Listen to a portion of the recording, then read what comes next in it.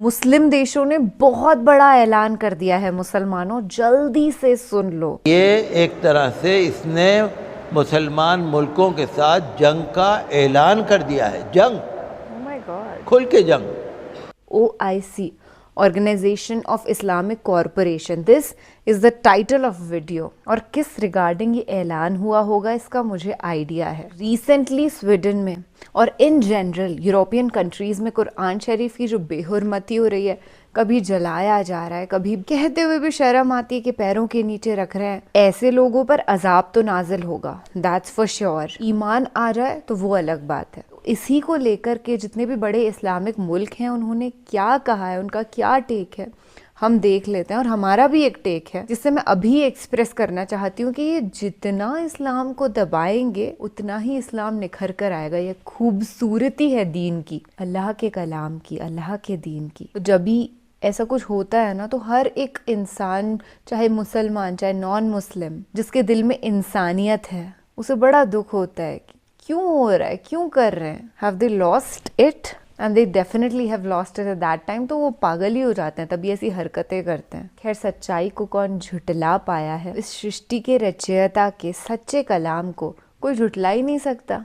And one more thing, अगर हमको जवाब देना है ना, तो गुस्सा करके नहीं, बल्कि कुरान शरीफ की तिलावत करके, हाफिज कुरान बन करके देना चाहिए। That will be a more better option I guess. आप अपनी राय कमेंट सेक्शन में बताइएगा कि ऐसे गुस्ताखों को कैसे हम जवाब दें। सजा देना तो अल्लाह का काम है, वो दे देंगे। फिरौन को भी तो दी ही थी ना, आज तक तड़प रहा है, खुदाई का दावा किया था और कैसे सड़ सड़ के मर रहा है। अच्छा चलिए हम मौलवी जी को सुन लेते हैं, उसके बाद हम हमारी तफसीली गुफ्तगू करेंगे, प्यार भरी मोहब्बत नुमा। यूरोप के दो मुल्क हैं, स्वीडन और डेनमार्क। कुरान छोटे छोटे मुल्क हैं, लेकिन उन्होंने बड़ी शरारत की कि स्वीडन में तो 2 दफ़ा कुरान की बेहुरमती हुई जी। और डेनमार्क में 1 मरतबा कुरान की बेहुरमती की गई।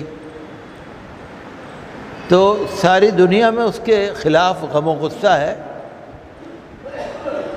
और हमें भी उसका बहुत अफसोस है। OIC ने गैर मामूली एग्जीक्यूटिव कमेटी का इजलास बुलाया और स्वीडन की जो खुसूसी एलची का हक़ था वो मुअत्तल कर दिया, नाराज़गी ज़ाहिर करी। राब्ता आलम इस्लामी ने भी बहुत सख्त उसके ख़िलाफ़ फ़ैसला किया कुरान की बेहुरमती करने की। उन्होंने कहा कि जो बैनुल अक़वामी शहरी और सियासी हुकूक़ का बैनुल अक़वामी मुआहिदा है, बैनुल अक़वामी मुआहिदा है ना एक, कि भाई हर मुल्क को किस तरह रहना है, बैनुल अक़वामी सारी दुनिया के लोग। तो उन्होंने कहा उसके आर्टिकल 19 और 20 की रूह के ख़िलाफ़ है। ईरान में मुज़ाहरे हुए, इराक़ में मुज़ाहरे हुए। शाह सलमान जो सऊदी अरब के बादशाह हैं, तो उन्होंने बहुत सख्त कहा कि कोई जवाज़ कबूल नहीं, कोई उज़्र कबूल नहीं। कुरान की जिन्होंने बेहुरमती की है वो माफ़ी के काबिल ही नहीं है। बिल्कुल सही बात है। ईरान के जो बड़े लीडर हैं, रूहानी पेशवा खामेनेई, तो उन्होंने तो ये कहा कि स्वीडन जो है ये एक तरह से इसने मुसलमान मुल्कों के साथ जंग का ऐलान कर दिया है। जंग, खुल के जंग, मुखालिफत। और उन्होंने कहा कि इस्लामी मुल्कों का जो अदालती निज़ाम है, जो अदालत है, किसी भी अदालत, तो ये जितने भी मुल्ज़िम हैं, मुजरिम हैं, इनको इस्लामी अदालत के सुपुर्द किया जाना चाहिए। उन्होंने कहा कि अदालत के सुपुर्द होना चाहिए इन लोगों को। तो हम तो यही कहते हैं, देखिए वावेला तो मच रहा है, इस्लामी मुल्क भी बहुत नाराज़गी जता रहे हैं। हम तो ये कहते हैं सीधा सीधा मामला है, इस्लामी मुल्कों को अपने सिफारती ताल्लुकात ख़त्म कर देने चाहिए। इस्लामी मुल्कों को स्वीडन और डेनमार्क की बनाई हुई तमाम चीज़ों का प्रोडक्ट जितनी है उनका बाइकाट करा देना चाहिए। That's very correct. Very correct. चलिए वो तो कर रहे हैं जो कर रहे हैं, लेकिन हम लोगों को भी कुरान शरीफ के जो इस तरह की हरकतें कर रहे हैं उनके ख़िलाफ़ हमारे अंदर भी कुछ ना कुछ नाराज़गी का जज्बा होना चाहिए। ऐसा नहीं कि भाई कर दिया किसी ने, हमारे अंदर जज्बा होना चाहिए। और जज्बा क्या है कि हम कुरान शरीफ से मोहब्बत करें और कुरान शरीफ को ज़्यादा से ज़्यादा पढ़ें, ज़्यादा पढ़ें। वो तो बेहुरमती कर रहे हैं, लेकिन हम कुरान शरीफ को ज़्यादा से ज़्यादा पढ़ें, एहतराम करें कुरान का एहतराम, ताकि उन लोगों का जवाब हो सके। तो बड़ा हमें भी दुख है इस बारे में। अब हम ये तो नहीं कहेंगे, ईरान के अंदर तो बहुत जुलूस निकल रहे हैं, इराक़ के अंदर तो बहुत जुलूस निकल रहे हैं, और मुल्कों में भी निकल रहे हैं। लेकिन अगर हम जुलूस नहीं निकाल सकते तो कम से कम हम इस मामले में अपने अंदर कोई बेदारी लाएं। और हम तो यही चाहते हैं कि स्वीडन और डेनमार्क, इनकी बनाई हुई जो चीज़ें हैं उनका बाइकाट होना चाहिए। भारत जो है एक सेकुलर मुल्क है।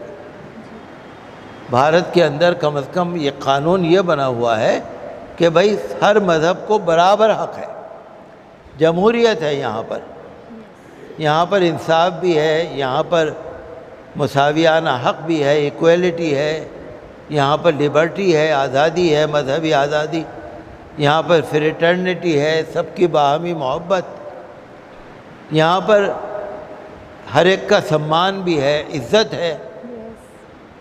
लेकिन हमें कभी अफसोस होता है देखकर कि जो हमारा संविधान बना हुआ है, जो हमारा कानून बना हुआ है, आइन बना हुआ है, उसका एक आर्टिकल 15 और आर्टिकल 25 आइन का अगर उस पर अमल हो जाए सही तरह से तो मुल्क के अंदर बहुत अच्छा माहौल बन सकता है कि भाई हर एक का हक़, हिंदू है, मुस्लिम है, सिख है, ईसाई है, जैन है, बौद्ध है, पारसी है, दलित है, एससी है, एसटी है, आदिवासी है, ओबीसी है, कोई भी है, सब बराबर। Everyone is equal, that's very true। और संविधान जो बना हुआ है उसके अगेंस्ट हमारी करंट सरकार चली जाती है यार। लोगों को सरेआम अंधभक्त बना दिया जाता है, धीरे धीरे करके जहर, नफरत का जहर उनकी रगों में घोल दिया जाता है। इस बात का दुख है यार। खैर, मौलवी जी को मैं बड़ा अप्रिशिएट करती हूँ, दिल से सलाम करती हूँ, सम्मान करती हूँ कि इन्होंने इतनी अच्छी बात बोली कि हमारे अंदर भी एक रिटेलिएट करने का जज्बा होना चाहिए कि उसने कुरान शरीफ की बेहुरमती करी कैसे उस गुस्ताख ने, हम भी उसके अगेंस्ट कुछ करेंगे। क्या करेंगे?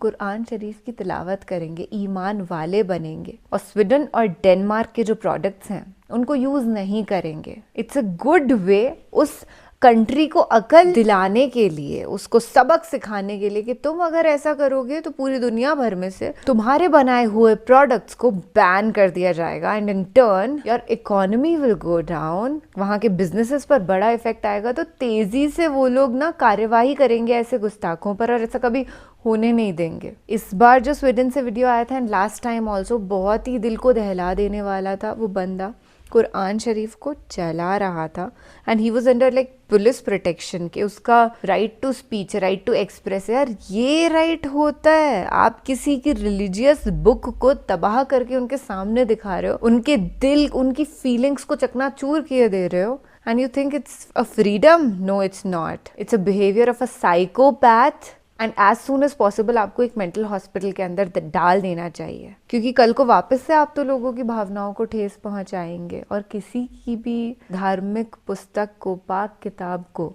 इंसल्ट करना is not your right, not at all. एक इंसान होने के नाते किसी में इतनी सी भी इंसानियत होगी ना तो वो ऐसा नहीं करेगा। खैर, बयान सुन के मौलवी जी का जो इन्होंने मैसेज दिया है पूरी उम्मत को, वो बड़ा अच्छा लगा। और आपने देखा कि कितना प्यार था इनकी वाणी में, कोई इतनी सी भी नफरत नहीं थी। He was saying that everybody is equal, Hindu, Muslim, Sikh, Isai, Parsi, Jain, बौद्ध और दलित, SC ST OBC, ये सब तो हिंदू ही हैं। That's true. अच्छा चलिए, फिलहाल मैं आपसे इजाज़त लेती हूँ, और ऐसी ज़रूरी जानकारियाँ बावक्त हम आप तक पहुँचाते रहेंगे। आप अपना ख्याल रखिएगा और अपने परिवार का भी ख्याल रखिएगा। मोस्ट इम्पॉर्टेंटली खुश रहिएगा, हंसते मुस्कुराते रहिएगा। अल्लाह ताला को भी आपका ये मुस्कुराता चमचमाता चेहरा बेहद पसंद है। So keep smiling. Take care again. अल्लाह हाफिज़।